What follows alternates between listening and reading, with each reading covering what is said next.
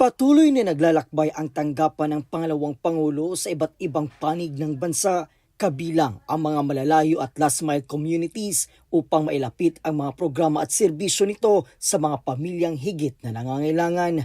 Kabilang dito ang pagbabago, ang Million Learners Campaign, isa sa mga programang itinaguyo ni Vice President Inday Sara Duterte mula pa noong siya ay alkalde ng Davao City. Sa kauna-unahang pagkakataon, narating ng tanggapan ng pangalawang Pangulo ang bayan ng San Narciso, Zambales upang maghatid ng pagbabagubag sa mga mag-aaral sa Dalipawan Elementary School.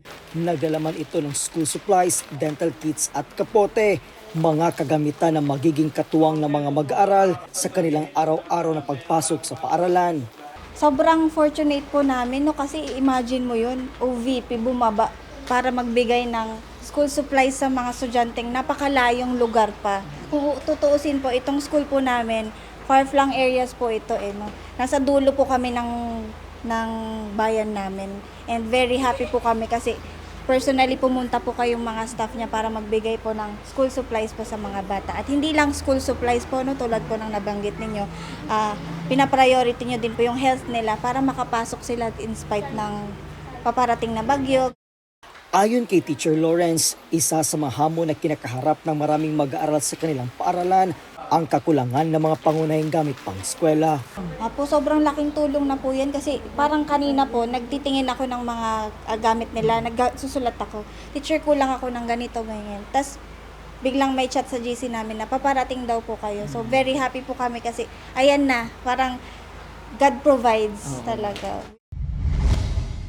Tulad ng Dalipawan Elementary School, nakatanggap din ng kaparehong handog ang mahigit 100 learners ng Namatakan Elementary School. Dahil malayo nga po kami sa bayan, ang dental services po dito sa school namin is hindi siya laging meron. So malaking bagay po na nadala po ninyo yung mga dental kit para maituro din po namin sa mga bata kung paano yung paggamit nitong mga kit na ito, ng mga items na ito, at maging kasama na rin po sa program ng school yung daily hand washing and toothbrushing. Malaking bagay po yan, magagamit po nila yan sa program po na yan.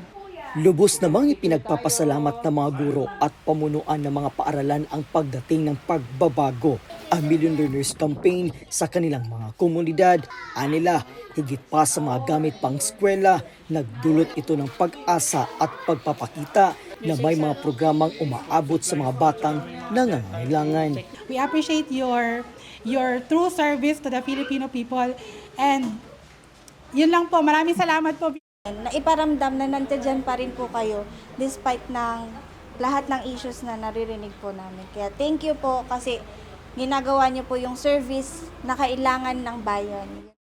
Mula po rito sa bayan ng San Narciso sa lalawigan ng Zambales, ako po si Brian Latasa, ang lahat para sa Diyos, bayan at pamilyang Pilipino. Valiente News.